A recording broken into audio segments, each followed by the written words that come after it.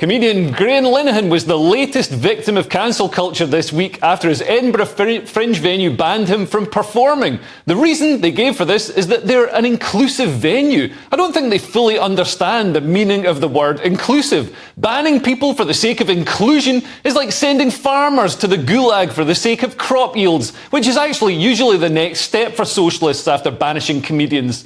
The replacement venue also cancelled him, so the show went ahead on the steps of the Scottish Parliament, which, to be fair, hosts clowns all year round. All this cancelling was done by people who insist that they're the most marginalised people in society. Man, I wish I was so marginalised that I could silence anyone I wanted and force everyone to go along with what I think. These people aren't marginalised, they're the opposite. In fact, everything we're told by the left is the opposite. Marginalised people can force us to bend to their every whim. Diversity means that only one opinion is allowed. Inclusion means that people are excluded. Equality means some people's thoughts and feelings are more important than other people's. This is another nail in the coffin of the Edinburgh Fringe too. It's not a fringe anymore. There's nothing edgy or countercultural about it. It's a monotone enforcement of establishment orthodoxy. There's nothing you'd see at the Fringe that's edgier than anything you'd see in an advert for oven chips. The Fringe is supposed to give a platform to underrepresented, marginalised voices, but it's a total myth that trans or queer or left-wing voices are marginalised. They're the establishment now, represented across government, media, business, and especially the arts. Take a walk through the Edinburgh Fringe. Almost every poster is a drag queen on roller skates pulling flags out of their bum.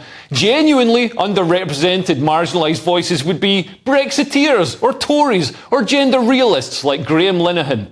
Bizarrely, comedians such as Joe Caulfield supported the cancellation of a fellow comedian. You'd have to be very sure that you're always going to be on the right side of accepted opinion to crow about this.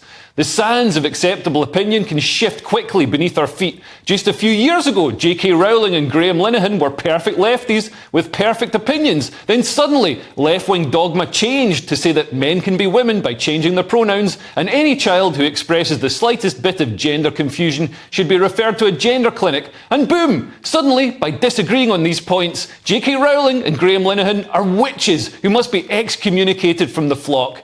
Ironically, I'm not even gender critical anymore. I think that if left-wing people want to transition their children, who am I to stop them? Come near my kids and we'll have a problem. But with your own kids, you go for it. You have my full support. Who am I to warn you about the potential unforeseen consequences of sterilising and maiming your children? You just go ahead and remove your DNA from the gene pool.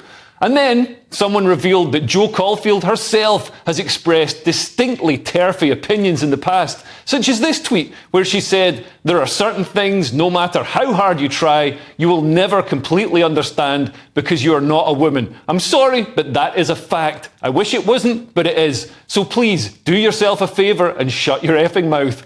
It just shows, there but for the grace of God go all of us in front of the mob. Maybe we should show a bit of tolerance and not cancel people. The good news is that Graham may be able to sue the venue that cancelled him because of his views. Under the Equality Act, gender-critical views are protected, as another Fringe venue, The Stand, found out when they cancelled Joanna Cherry for her similar opinions. He doesn't actually have despicable views. I've seen him perform. He does very funny jokes about pizza. But even if he did, why not let him have a platform? Sunlight is the best disinfectant. Well, it's not, but still, maybe when they came up with that saying, they hadn't invented Domestos. It's already a crime to incite violence or say anything genuinely harmful. Comedy doesn't need to be policed. Comedians perform in front of a jury, the audience. If members of the public are willing to buy a ticket, who is anyone else to stop them? I'm more worried about the people who dictate to me what I'm allowed to say and listen to than I am about a comedian having an opinion I disagree with.